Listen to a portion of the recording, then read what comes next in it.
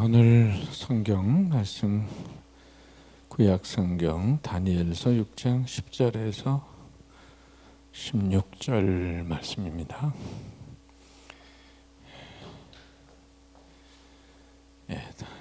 구약 성경 1243면 구약 성경 1243면 다니엘서 6장 10절에서 16절 같이 읽을까요? 우리 다 같이 시작. 다니엘이 조서에 왕의 도장이 찍힌 것을 알고도 자기 집에 돌아가서는 윗방에 올라가 예루살렘으로 향한 창문을 열고 전에 하던 대로 하루 3번씩 무릎을 꿇고 기도하며 그의 하나님께 감사하였더라. 그 무리들이 모여서 다니엘이 자기 하나님 앞에 기도하며 간구하는 것을 발견하고 이에 그들이 나아가서 왕의 금령에 관하여 왕께 아뢰되 왕이여 왕이 이미 금령에 왕의 도장을 찍어서 이제부터 30일 동안에는 누구든지 왕의 어떤 신에게나 사람에게 구하면 사자굴에 던져넣기로 하지 아니하였나이까 하니 왕이 대답하여 이르되 이 일이 확실하니 메대와 바사에 고치지 못하는 규례니라 하는지라. 그들이 왕 앞에서 말하여 이르되 왕이여 사로잡혀온 유다 자손 중에 다니엘이 왕과 왕의 도장이 찍힌 금령을 존중하지 아니하고 하루 3번씩 기도하나이다 하니 왕이 이 말을 듣고 그로 말미암아 심히 근심하여 다니엘을 구원하려고 마음을 쓰며 그를 건져내려고 힘을 다하다가 해가 질 때에 이르렀더라. 그 무리들이 또 모여 왕에게로 나와서 왕께 말하되 왕이여 메대와 바사의 규례를 아시거니와 왕께서 세우신 금령과 법도는 고치지 못할 것이니이다 하니 이에 왕이 명령하매 다니엘을 끌어다가 사자굴에 던져 넣는지라. 왕이 다니엘에게 이르되 네가 항상 섬기는 너의 하나님이 너를 구원하시리라 하니라. 아멘. 여러분은 숙주나물에 관한 이야기를 들어보셨는지요? 분명 녹두라는 이름이 있고 녹두나물이라고 해야 될 텐데 왜 숙주나물이라고 부르게 되었을까? 1456년 우리 조선시대 초기에 단종 보기에 목숨을 바친 사람들의 그 이름을 사육신이라고 합니다. 노량진에 가면은 사육신묘가 있어요. 그 6분의 이름은 성삼문, 박팽년, 하위지, 이계, 유성원, 유흥부 등을 가리킵니다. 비슷한 시기에 같은 집현전 학자였던 신숙주라고 하는 사람은 오히려 이들과 뜻을 달리하면서 오히려 변절자의 대명사로 그 이름을 남기게 됩니다. 신숙주는 조선 초기 학자로 세종 대왕 때 집현전 학자로 들어와서 수많은 저서를 남기고 나중에는 영의정까지 지냈습니다. 세상은 특별히 아끼셨던 세종의 뜻을 저버린 일을 결코 잊지 않았어요. 세종이 아마도 이 신숙주에게 자기의 아들 단종, 이 단종에 대한 부분에 대해서 당부했던 내용들이 있다고 봅니다. 이 나물은 녹두가 싹이 나서 키운 것으로 왜 녹두나물이라고 하지 않고 숙주나물로 부르는 건가? 콩으로 키운 것은 우리가 알다시피 콩나물이라고 부르는 거잖아요. 대부분 야채나 채소는 나물로 삶아서 만들어 놓으면 맛이 쉽게 변하게 됩니다. 유독 녹두나물은 콩나물이나 다른 여타의 나물에 비해서 잘 변질이 되고 쉽게 상하게 되는데 이러한 성질을 조선 초기의 관료였던 신숙주에 비유해서 숙주나물로 바꿔 부르게 된 것입니다. 이름이 녹두나물을 대신한 것은 많은 학자가 세조가 찬탈해 간 이 단종의 즉위를 복위시키려는 과정에서 등을 돌려서 이 신숙주라는 사람은 세조 편을 들었던 거죠. 수양대군이 어린 단종을 폐위시키고 왕위를 빼앗는 계유정난을 일으켰을 때 사육신들은 수양대군의 반대해서 어린 단종을 복위시키려고 하다가 전부 처형을 당했습니다. 그렇지만 신숙주는 수양대군을 도와서 세조로 즉위 후에 결국은 영의정까지 올라가면서 부귀영화를 누렸던 인물입니다. 이후 세상 사람들은 이 신숙주의 절개가 녹두나물처럼 쉽게 변질되어 버렸다고 해서 이 숙주나물, 바로 녹두나물을 숙주나물이라고 부르게 되었던 것입니다. 그러니까 변절자의 대명사, 바로 여름에 여러분 음식을 먹을 때 숙주나물을 먹으면은 이게 신숙주의 이름을 떠올리면서 변절자의 음식이라고 하는 것을 생각해 볼 필요가 있겠어요. 자, 그런데 오늘 성경에 나타난 한 인물은 세월이 가고 시간이 가고 나라가 바뀌고 역사가 바뀌는데도 초지일관, 이방 땅에서 하나님을 향한 신앙의 지조를 지키면서 어김없이 하나님을 믿고 살았던 한 인물이 등장하고 있으며 그는 우리가 너무나 잘 아는 다니엘입니다. 주전 6세기경에 이스라엘이 바벨론에 망했을 때 어린 나이에 포로로 끌려온 사람이 바로 다니엘이라는 사람이에요. 많은 고난의 시간을 겪지만은 이 바벨론에서 총리의 자리에까지 이르면서 역사에 빛나는 인물이 돼요. 아기 예수님을 경배하러 온 동방 박사들 어디서 왔죠? 바벨론에서 옵니다. 누구의 영향을 받았을까? 분명히 다니엘의 영향을 받았을 것이다 라고 학자들은 추정합니다. 오늘 본문은 바벨론의 정권이 바뀌면서 메데파사 나라로 그렇게 왕국이 넘어간 상황인데 그 나라의 총리가 되어 있습니다. 다리오 왕은 전국에 120명의 고관을 세우면서 일종의 도지사처럼 그 고관들을 위에 3명의 총리를 두고 전국을 통치하게 했는데 그 3명 중에 한 사람이 바로 다니엘입니다. 그런데 총리가 3사람이다 보니까 효율적으로 일이 돌아가지 않을 수 있으니까 그 중에서도 수석 총리를 두어서 나머지 사람들을 관리하게 하는데, 그런데 그 계획을 눈치챈 다른 2명의 총리와 이 고관들이 불만을 갖게 돼요.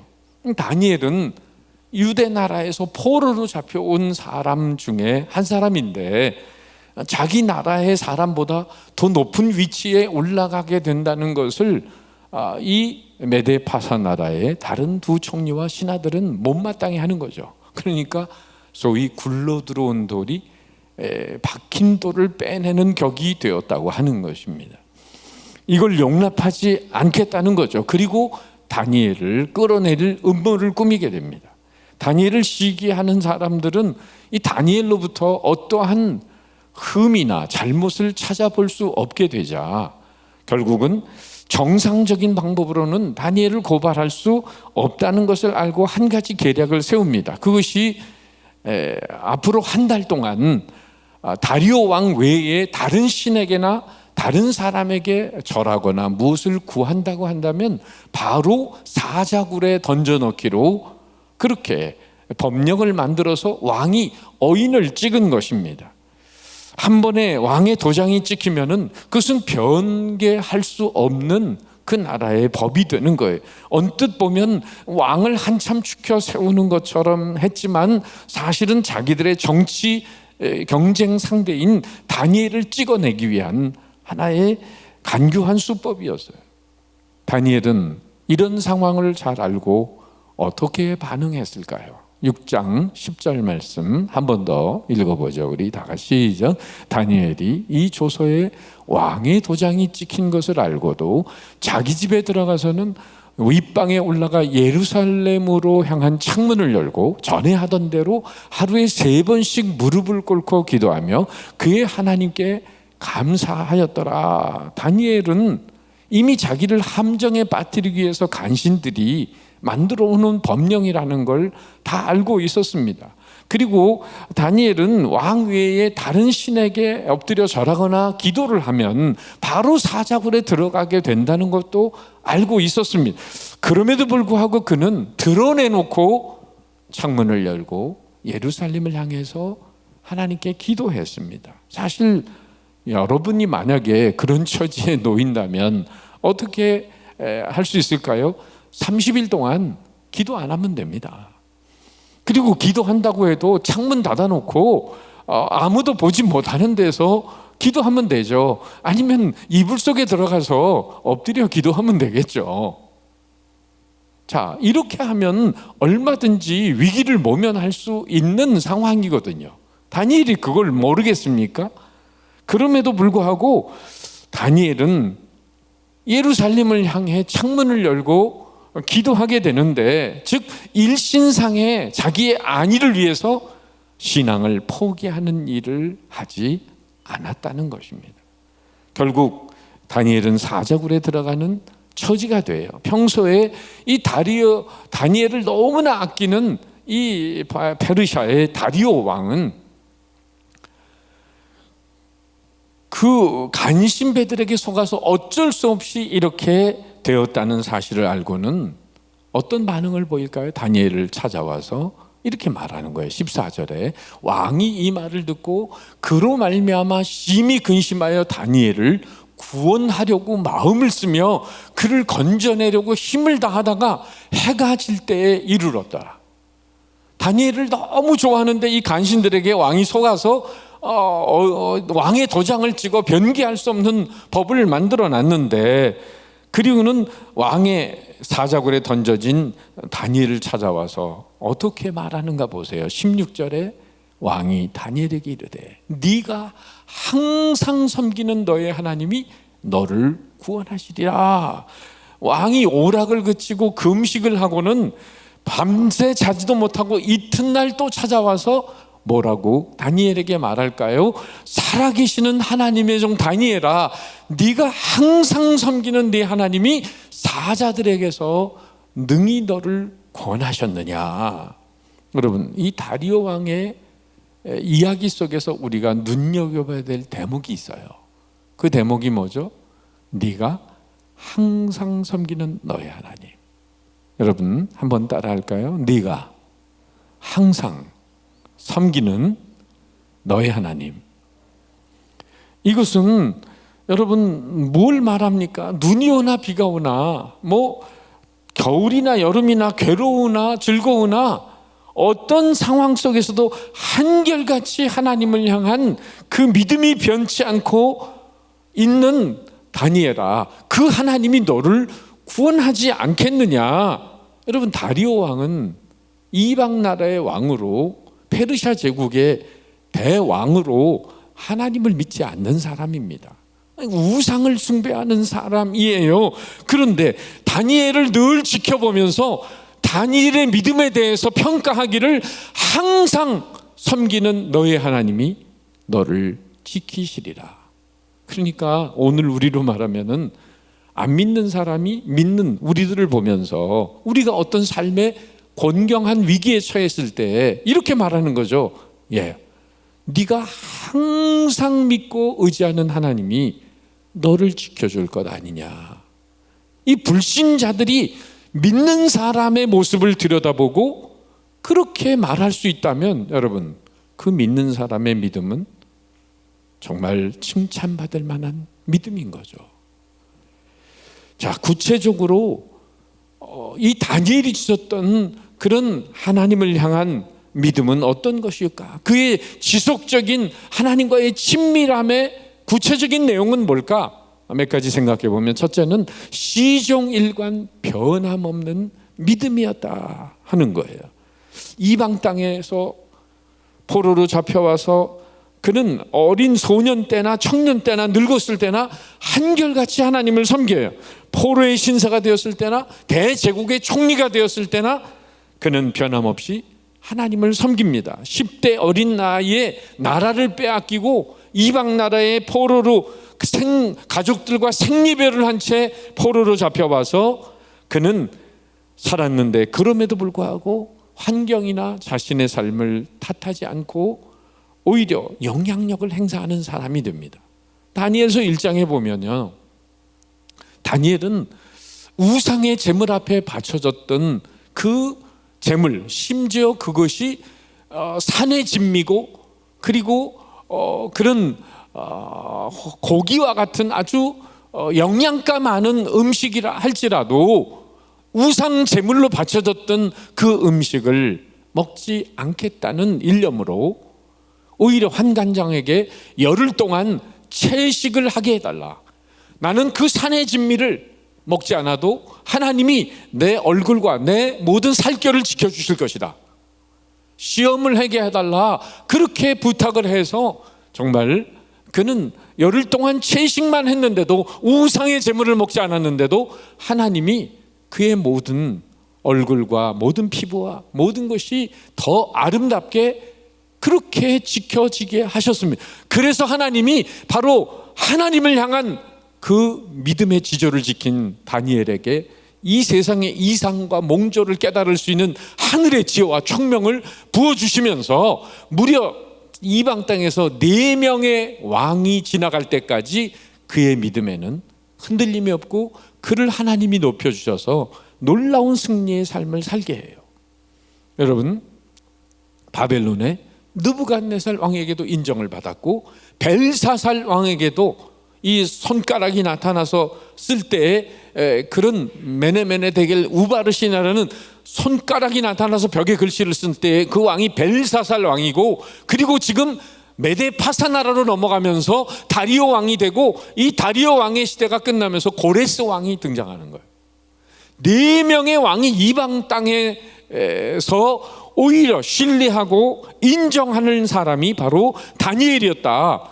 무엇보다 세월이 흘러가도 하나님을 향한 그의 믿음, 지속적인 친밀함에는 변함이 없었다는 거예요. 구약 성경에 보면 여러분, 처음과 나중이 판이하게 다른 사람이 있습니다. 누굴까요? 그는 바로 이스라엘의 초대 왕이었던 사울 왕이에요. 그는 처음에는 겸손으로 시작을 했습니다. 그러나 교만으로 끝나요. 자기는 왕이 될 자격이 안 된다고 해서 행구, 마차 뒤에 가서 이렇게 숨었던 사람인데, 나중에는 자기를 위한 기념비를 세우면서 교만한 인생으로 변질이 됩니다. 또한 그는 탐욕이 없었던 사람이에요. 굉장히 순수했던 사람인데 시간이 지나가면서 그는 탈취물을 가지고 하나님 앞에 드릴 제사물을 자기가 취하는 그런 탐욕의 사람으로 변질이 돼요. 그는 아버지의 잃어버린 암나귀를 찾기 위해서 굉장히 수소문을 하고 돌아다닐 정도로 아버지에게도 순종했던 사람인데, 그런데 오히려 하나님께 드려야 될 제사를 사무엘을 기다리지 않고 왕인 자신이 제사를 드려버림으로 인해서 불순종의 사람으로 변질되고 맙니다. 여러분, 신앙인들이 끝까지 자신에게 경계해야 될 부분이 뭐냐면 바로 2글자, 변질이라는 거예요. 따라합시다. 변질.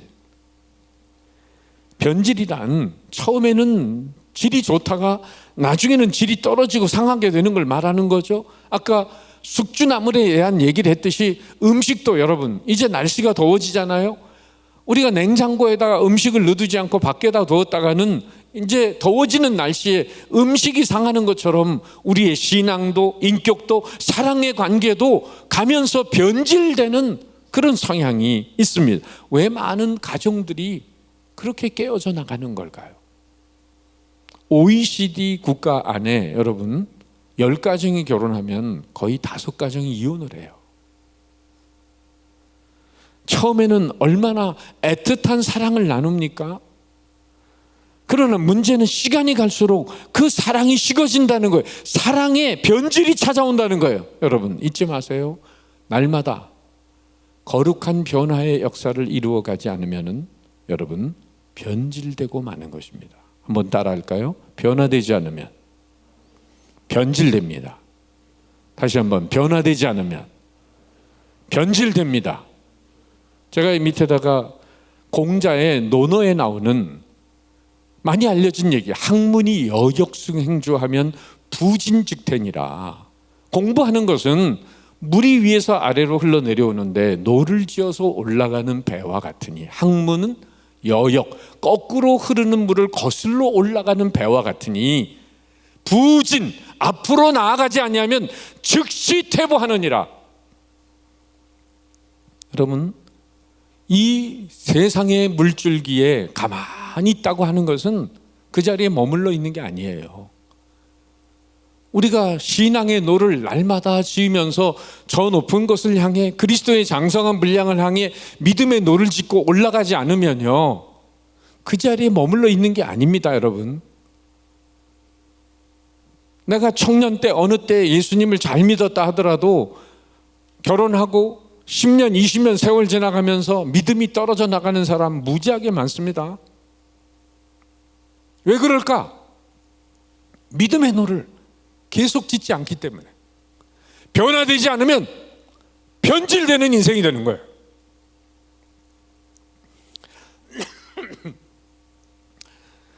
하나님이 우리 인간들처럼 변덕스럽다면 벌써 우리는 이 세상 사람이 아닐 수도 있어요. 인간들이 죄진 모습을 보고 하나님께서 화가 나신다고 지구의 자전과 공전을 잠시 멈춘다면은 우리가 어떻게 살 수 있겠습니까?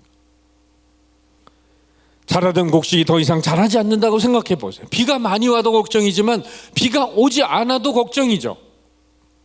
그러나 하나님, 신실하신 하나님은 악한 자의 밭에도 믿는 자의 사람들의 밭에도 동일하게 비를 내리시는 신실하신 하나님이십니다. 한 번 약속한 것은 변함없이 지키십니다. 한 번 사랑하기로 마음먹은 사람들은 끝까지 사랑하십니다. 그렇기 때문에 하나님은 오늘 우리에게도 처음이나 중간이나 끝이나 시중인간 변함없는 지속적인 신앙을 요구하고 계시는 거예요. 그런 사람을 하나님이 책임지시고 지키십니다. 다리오 왕이 그렇게 다니엘의 신앙을 입증해 주었던 것처럼 말이에요. 바로 어떻게? 네가 항상 섬기는 너의 하나님이 너를 구원하시리라. 안 믿는 사람이 믿는 사람의 믿음을 다 보고 있습니다. 진짜 믿음인지 엉터리 믿음인지 가짜 믿음인지 세상 사람들이 다 보고 있다는 거죠. 다 평가를 내리고 있다는 거예요.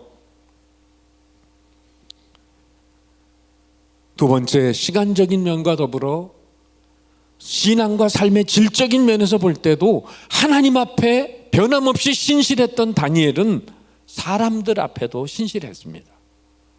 바로 자신이 섬기는 사람들에게도 신뢰받는 믿음의 사람이었어요. 오늘 하나님을 믿는다고 하면서 사람들에게 신뢰받지 못하는 사람은 하나님을 제대로 믿는 사람들이 아닙니다. 오늘 앞에 4절에 읽지 않았지만은 다니엘이 어떤 사람인가 우리 한번 같이 읽어볼게요. 다 같이 시작. 이에 총리들과 고관들이 이 국사에 대하여 다니엘을 고발할 근거를 찾고자 했으나 아무 근거, 아무 허물도 찾지 못하였으니 이는 그가 충성되어 아무 그릇됨도 없고 아무 허물도 없음이었더라. 요즘 세상 말로 말하면 털어도 먼지 안 나는 사람. 여러분 그렇잖아요. 털어도 먼지 안 나는 사람이 없다라고 말하잖아요. 영국의 어떤 청년이 국회의원들한테 장난을 쳤대요. 전보를 10사람에게 간단한 메모를 글을 써서 전보를 보냈는데 뭐라고 보냈냐면은 당신이 한 일이 다 탄로났음, 이렇게만 써가지고 국회의원 10명에게 보냈는데 그 10명이 종적을 감췄다는 거야. 다 부정한 일에 연루가 되어 있다는 거 아니겠어요? 우린 다니엘의 정직한 신앙 인격을 들여다봅니다. 그는 하나님 앞에서 사람 앞에서 정직하게 살았기 때문에 인간들의 이 약점을 잡을 수가 없었던 거죠. 영순이 할머니가 계신데 할머니가 영순이에게 그랬대요. 야, 전기요금이 너무 많이 나오니까 화가 나셔가지고는 이렇게 전기값이 많이 나올 수 있느냐고 투덜대시니까 손녀딸인 영순이가 할머니한테, 할머니 늘 전기 히터 춥다고 켜고 주무시잖아요. 그리고 방에 불도 안 끄시고 주무실 때도 많잖아요. 그랬더니 영순이 할머니가 이렇게 얘기했답니다. 야, 전기회사 사람들이 그걸 어떻게 알아? 밤엔 내가 언제나 커튼 치고 잔단 말이야. 별로 안 웃기네. 어느 변호사, 풋내기 변호사가 사무실을 열었는데 막상 문을 여니까 아무도 안 찾아오는 거라. 그러니까 한 사람이 문을 딱 열고 들어서니까 얼른 전화기를, 수화기를 들고 통화하는 신용을 내는 거예요. 아이, 죄송합니다만 맡은 사건이 많아서요, 다음번에. 그러면서 수화기를 내려놓고는 아주 점잖게 그 문을, 변호사 사무실 문을 열고 들어오는 사람에게 어떤 사건으로 오셨습니까? 라고 물었더니 그 사람이 하는 말이, 전화선 연결해 드리려고 전화국에서 나왔는데요. 전화선도 연결되지도 않은 거 들은 척하는 거 대본에 들킨 거죠. 우리 그리스도인들이 삶의 현장에서 만약에 이렇게 진실을 가리는 순간 세상 사람들에게 창피를 당하고 손가락질을 당할 수가 있어요. 그런데 다니엘처럼 허물을 찾을 수 없는 사람이라면 세상 사람들에게 감동과 도전을 주는 것이 아니겠습니까? 다리오 왕이 사자굴에 든 다니엘에게 이렇게 말하는 것처럼, 네가 항상 섬기는 너의 하나님. 어쩌다 섬기는 하나님? 필요할 때만 찾는 하나님? 아니면 항상 섬기는 너의 하나님. 이 경건의 지속성이 끊이지 않는 일관된 믿음으로 살아가는 다니엘 같은 사람인가? 세 번째는 다니엘이 지속적으로 하나님을 친밀하게 섬겼다고 하는 것은 상황에 따라 좌우되지 않는 믿음이었다는 거예요. 그는 총리의 자리에 올라서도 교만하거나 믿음을 잃어버리지 않았어요. 그는 이 간신배들의 소행으로 사자굴에 들어가지만은 그것 때문에 타협하거나 오히려 위축되지 않았어요. 오히려 10절 상반절에 무슨 말씀이 있었죠? 다니엘이 이 조서에 왕의 도장이 찍힌 걸 알고도 이 상황을 피하려고 했다면은 다니엘은 얼마든지 피할 수 있는 거예요. 우리 여기 청년들은 식사 기도를 얼마나 하시는지 모르겠어요. 공군, 전대 대학을 졸업하고 공군 장교로 들어가서 공군 본부에서 그래서 대구에 가서 1년을 일하고, 이 공군 본부에서 1년 반을 일하고 나중에 또 1년 반을 공군 사관학교 인사과장으로 공군 대위로 제대를 하게 됐는데, 이 공군 중위 때 제가 예수님을 깊이 만나가지고 많은 변화된 삶을 살기 시작했는데, 자꾸 술 먹으러 가자는 사람들이 많으니까 내가 예수 믿는 사람임을 온전하게 드러내고 제발 나한테 술 먹자고 좀 딴지 거는 일이 없으면 좋겠다 생각해서 제가 생각해낸 방법 중에 하나가 뭐냐면은 식사 기도를 5분 동안 하는 거예요. 다른 사람 옆에 있는 사람들이 밥을 못 먹어. 내가 5분 동안 기도하고 있으니까. 그러면서 확실하게 내가 예수 믿는 사람임을 나타냈던 시간들이 있습니다. 우리 청년들 0.5초 만에 하는 거 아니에요? 0.5초 만에? 여러분, 땅에서 나를 모른다고 하면 하늘에 계신 내 아버지 앞에서 나도 너희를 모른다고 하지만, 땅에서 너희가 나를 시인하면 하늘에 계신 아버지 앞에서 나도 너희를 시인하리라. 주님이 그렇게 말씀하셨어요. 여러분, 다니엘이 이 모든 걸 알고도 집에 돌아가서 창문을 열고 예루살렘을 향해 하나님께 기도를 할 수 있었던 것은 사람을 두려워하지 않고 오직 하나님 한 분만을 두려워했기 때문입니다. 하나님 한 분만 두려워하는 사람은 그 어느 것도 두려워하지 않을 수가 있어요. 예수님이 제자들에게 마태복음 10장 28절에 보면 이런 말씀을 하셨어요. 다 같이 읽어보죠. 시작. 몸은 죽여도 영혼은 능히 죽이지 못하는 자들을 두려워하지 말고 오직 몸과 영혼을 능히 지옥에서 멸하실 수 있는 이를 두려워하라. 어쨌든 다리오 왕의 엄청난 신임을 받고 있던 총리인 다니엘이 할지라도 일단은 왕의 명령을 어겼기 때문에 사자굴에 들어갑니다. 이튿날 되었어요. 사자의 그런 발톱에 조그마한 상처도 나지 않고 하나님은 사자의 입을 봉하셨고 다니엘을 온전하게 지켜주셨습니다. 다니엘서 6장 23절. 왕이 심히 기뻐서 명하여 다니엘을 굴에서 올리라 하매 그들이 다니엘을 굴에서 올린즉 그의 몸이 조금도 상하지 아니하였으니, 그 다음 말씀 같이 읽어봐요. 다 같이 시작. 이는 그가 자기 하나님을 믿음이었더라. 할렐루야. 여러분, 제 간증을 하나 이야기할까요? 제가 공군 소위 계급장을 달고 대구 K2 비행장에 내려가서 팬텀 조종사들과 함께 비행대대 행정계장을 하면서 지냈는데 1년 뒤에 소위 중위 계급장을 달면서 제가 서울이 고향이니까 난 서울로 가고 싶은 거예요. 뭐 거기에 친구들도 있고 집도 있고 그러니까. 그런데 이 임관 동기가 600명이 넘어요. 소위로 임관한 사람들이. 근데 그 중에 서울 출신이 300명이라. 서울 출신이. 근데 제가 인사행정 특기를 받았는데 그 인사행정 특기가 120명이라. 근데 공군본부에서 중위 자리 한 사람이 딱 났어요. 자리 하나가. 그러니까 120대 1이 된 거죠. 도저히 제가 이렇게 저렇게 아는 사람을 통해서 뭐 얘기를 해도 씨도 안 맥혀요. 왜냐하면 120 공군 장교 중위 계급장을 단 사람들의 인맥들이 대단합니다. 장관 아들, 국회의원 아들 뭐 연결해가지고 엄청난 백들이 이 공군본부 인사관리처로 연락이 오는데 거기 장교과 인사 직원들이 6명이 있었어요. 근데 대령, 중령, 소령, 대위, 중위, 그 다음에 문관 타이피스트. 근데 요 중위 자리가 한 자리가 난 거예요. 이 120명 중에 한 사람을 뽑아야 되는데 여기저기서 청탁이 들어오니까, 근데 이 6명의 사람들이 공교롭게도 한결같이 전부 교회 다니는 사람이었어요. 크리스찬들이었어요.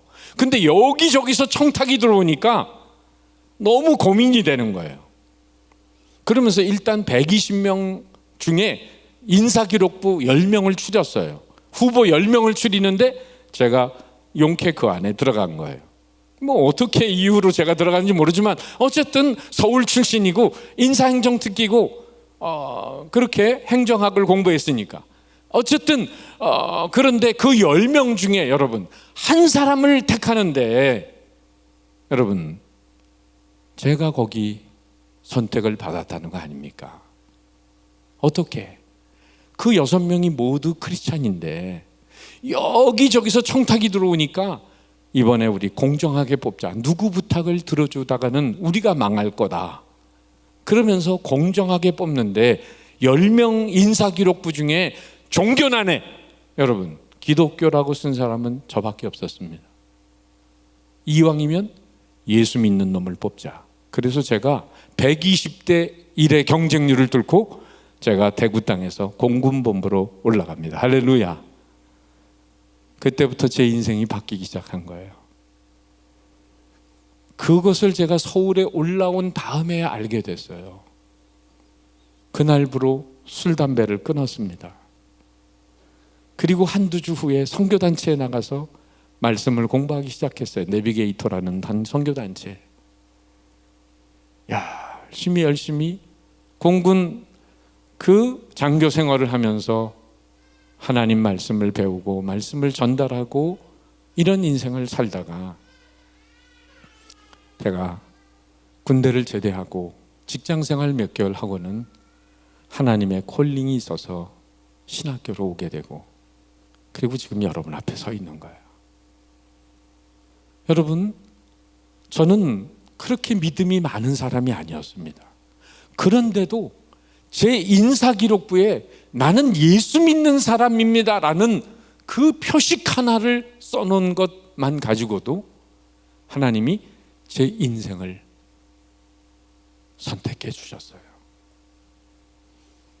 여러분, 이 세상살이가 참 힘들고 어렵지만은 다니엘은 이방 땅에서 여러 왕들을 거치면서도 하나님을 향한 그의 믿음을 꺾지 않았습니다. 그것이 하나님이 여러분을 지켜줄 수 있는 은혜인 것이에요. 여러분, 야구 선수들 중에 이 타자들이 제일 두려워하는 게 있다고 합니다. 그게 뭐냐면 야구 선수들의 표현을 빌리면 손이 울리는 거래요. 그러니까 야구 배트를 꽉 쥐고 잘만 공을 때리면은 홈런도 치고 안타도 치잖아요. 그런데 이 선수가 몸이 컨디션이 안 좋아가지고 배트를 꽉 쥐지 않고 헐렁하게 쥐어가지고 공을 때리다가 이 손이 울리는 경우가 있는데, 이건 뭐 손이 삔 것도 아니고 손목이 부러진 것도 아니고 뼈에 금이 간 것도 아닌데 오랫동안 손을 쓰지 못한답니다. 심하면 손 한번 울린 것으로 인해서 시즌 내내 고생을 하다가 한 시즌을 그냥 망치는 경우가 있다는 거예요. 그래서 야구 선수들이 스스로 하는 말들이 뭐냐면은 꽉 잡든지 배트를, 아니면 놓아버려라. 꽉 잡든지 아니면 놓아버려라. 여러분, 신앙생활에도 그대로 적용이 됩니다. 주님을 꽉 잡든지 아니면 놔버리든지. 주님만이 나의 힘이십니다. 나의 능력이십니다. 나의 구원이십니다. 바로 주님을 단단히 붙잡고 살아가는 사람은 이런저런 시험을 이겨낼 수 있어요. 그런데 하나님의 백성이라고 하면서 늘 노심초사 근심 걱정하는 사람은 하나님을 어정쩡하게 붙들고 있는 사람들입니다. 하나님과 세상 사이에서 양다리 걸치고 어정쩡하게 하나님을 붙들고 있는 사람 되지 말고 다니엘처럼 앙팡지게 하나님을 신뢰하고 의지하고, 여러분, 하나님 의지하시기를 바랍니다. 찬송가 490장 3절 가사에는 이런 가사가 있어요. 세상 풍조는 나날이 변하여도 나는 내 믿음 지키리니. 여러분, 세상 풍조는 나날이 변하죠. 그럼에도 불구하고 다니엘은 이방 땅에서 나라가 바뀌고 시대가 바뀌고 왕이 바뀌고 역사가 바뀌고 있는데도 초지일관 하나님과의 그 친밀한 교제를 놓지 않으면서 하나님과의 바른 관계를 맺고 믿음으로 승리하며 살았던 사람, 하나님이 책임져 주세요. 사자굴에 던져졌는데 사자를 보지도 않고, 그리고 사자굴에 자기를 쳐넣은 간신배들을 떠올리지도 않고, 환경을 보지 않고 자신의 의뢰하는 하나님만을 믿음의 눈으로 바라봅니다. 시편 기자는 고백하죠. 내가 산을 향하여 눈을 들리라. 나의 도움이 어디서 올고 나의 도움이 천지를 지으신 여호와에게서로다. 여러분, 징기스칸이 황제가 될 것을 믿고 끝까지 생사고락을 같이 한 몽골에 그 사람들이 있는데, 이런 사람을 징기스칸은 타르탄이라고 명칭을 붙여주었습니다. 그런데 이 타르탄에게는 놀라운 특권을 6가지나 부여했습니다. 언제든지 누구의 허락을 받지 않고도 왕의 집에 들어올 수 있다. 둘째, 전쟁이 끝나면 가장 좋은 노획물을, 가장 좋은 것을 골라 가질 수 있다. 셋째, 모든 세금이 면제된다. 넷째, 사형에 해당하는 죄를 지어도 9번까지 용서받을 수 있다. 5번째, 나라 안에서는 얼마든지 갖고 싶은 땅을 가질 수 있다. 6번째, 4대까지 이 특혜가 주어진다.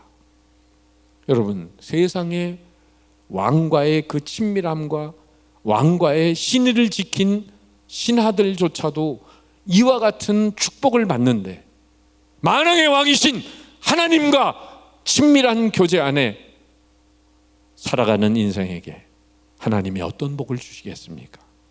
다니엘서 6장 28절의 말씀. 이 다니엘이 다리오 왕의 시대와 바사 사람 고레스 왕의 시대에 형통하였더라. 이미 그 앞에 느부갓네살 왕이 있고 벨사살 왕이 있고 다리오 왕이 있고 고레스 왕이 있는데, 그것도 같은 나라도 아니고 정말 그 왕조가 바뀌는 새로운 시대 속에서도 하나님과의 친밀한 교제 속에서 세상의 모든 풍파를 이겨내는 참 믿음의 사람, 이 사람이 다니엘이었습니다.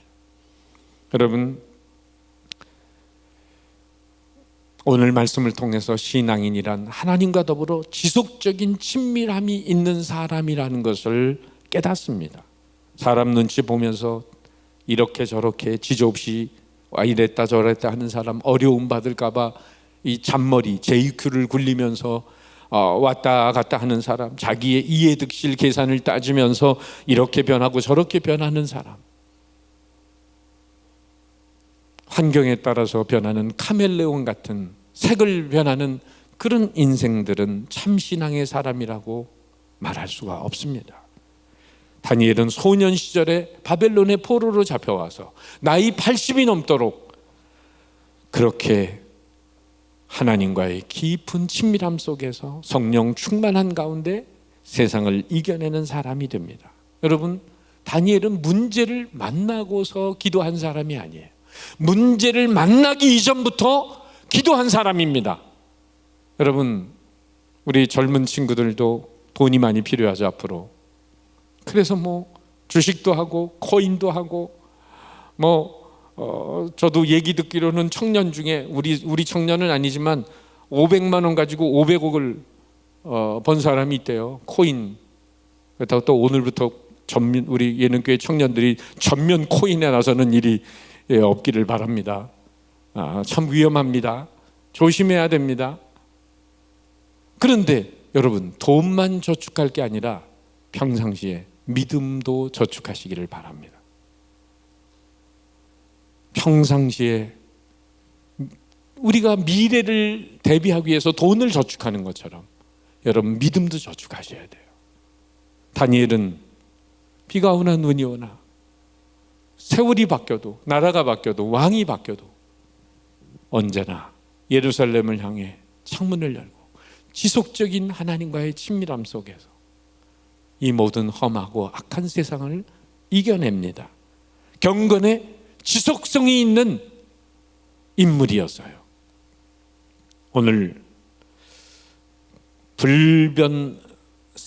결코 세상과 타협하지 않는 불변하는 믿음의 사람, 역사가 바뀌어도 나라가 바뀌어도 시대가 바뀌어도 하나님만 믿고 하나님을 의지하는 지속적인 친밀함의 사람이었던 거죠.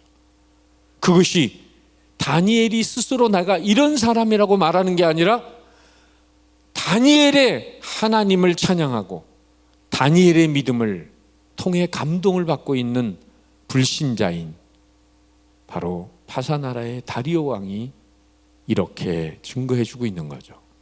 네가 항상 섬기는 너의 하나님이 너를 구원하시리라. 우리 예능의 청년들, 믿지 않는 우리 옆에 있는 사람들이 여러분의 믿음을 보면서 얘야, 네가 믿는 하나님이 언제나 너를 지켜줄 것 아니냐. 여러분들이 신실하게 믿는 그 믿음을 보고 그런 불신자들이 우리에게 위로와 권면을 줄 수 있는 정도의 여러분, 참 승리의 사람이 되기를 바랍니다. 변화무쌍한 이 시대 속에서 시종일관 변함없는 믿음으로 하나님과의 지속적인 친밀함을 가지고 날마다 승리하는 은혜가 있기를 주님의 이름으로 축복합니다. 기도하겠습니다.